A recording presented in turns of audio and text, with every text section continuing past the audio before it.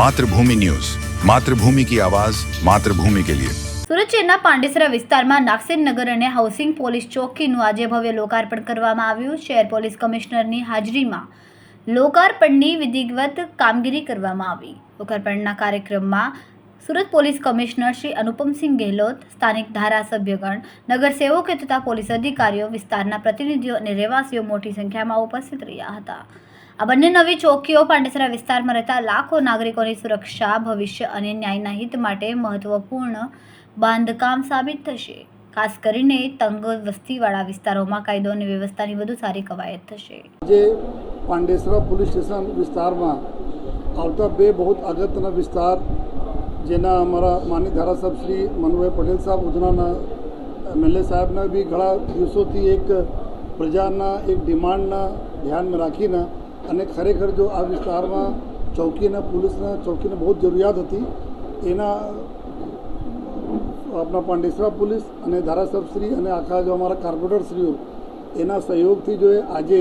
નાગસેન નગર જે એકદમ પૂરા ગીચ વિસ્તારવાળા જો લગભગ 1.5 લાખના વસ્તી ત્યાં રહે છે, જો અમારા પાંડેસરા ઇન્ડસ્ટ્રીયલ જો એરિયા છે એના બધા વર્કર્સ વધારે છે, જો મહારાષ્ટ્ર, ઓડિશા, યુપી, બિહાર તમામ પ્રકારના જો લોકો ત્યાં આપણા રહેતા હોય છે,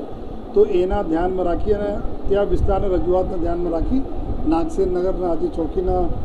ઇનોગ્રેશન કરીને પબ્લિકના લોકાર્પણ કરવામાં આવેલા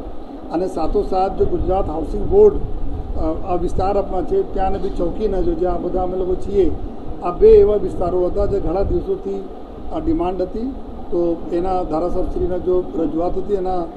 ધ્યાનમાં રાખીને જો આ બંને ચોકીઓનો આજે જો એ લોકાર્પણ કરવામાં આવેલા છે। અને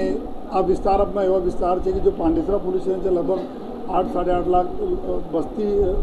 લાખ વસ્તી ધરાવતા વિસ્તાર છે અને આ એટલા વિસ્તાર છે ઝડપથી જોઈએ અહીંયા જો મલ્ટી લેંગ્વેજ અલગ અલગ ભાષા બોલવાવાળા લોકો આપણા રહે છે, અલગ અલગ આપણા જો સાંસ્કૃતિક જો ધરોહરો સાથેના લોકો રહે છે, તો કોઈ તકલીફ આપસ પર નહીં પડે, બધા લોકો સારી રીતે રહે અને પોલીસની મદદ બધાને મળતી રહે, નાના મોટા કોઈના મન મુટાવ નહીં થાય એના માટે આ જો બંને ચોકીઓ જો કાર્યરત કરવામાં આવી છે અને આ ખૂબ પબ્લિકના હિતોને ધ્યાનમાં રાખીને કામગીરી કરશે એના અધિકારીઓને બી સૂચના આપવામાં આવી છે। અને હું ફરીથી જો ધારાસભ્યશ્રીના અને આપણા કોર્પોરેટરશ્રીઓનો ખૂબ આભાર માનું છું કે જો આ જગ્યા આપણે ગોતી અને ચોકી બનાવવામાં આપણે ખૂબ મદદ કરી છે।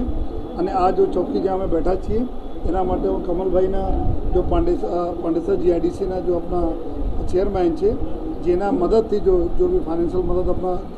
જીઆઈડીસીને મળી છે એના માટે બી કમલભાઈ તુલસિયાનના આભાર માનું છું અને ફરીથી ધારાસભ્યશ્રી અને કોર્પોરેટરશ્રીઓના ખૂબ ખૂબ આભાર માનીને આપણા અમારા અધિકારીઓ આ પ્રજાને ખૂબ સેવા કરે એવા આશયથી જો બધાના આભાર માની છે। Thank you. જય હિન્દ, જય ભારત, જય જય ગરવી ગુજરાત। ખૂબ જ ટૂંકા સમયમાં માતૃભૂમિ ન્યૂઝ ઓટીટી પ્લેટફોર્મ અને મેગા સિટીમાં કેબલ નેટવર્ક સાથે જોડાઈ જશે, તો જોતા રહો માતૃભૂમિ ન્યૂઝ।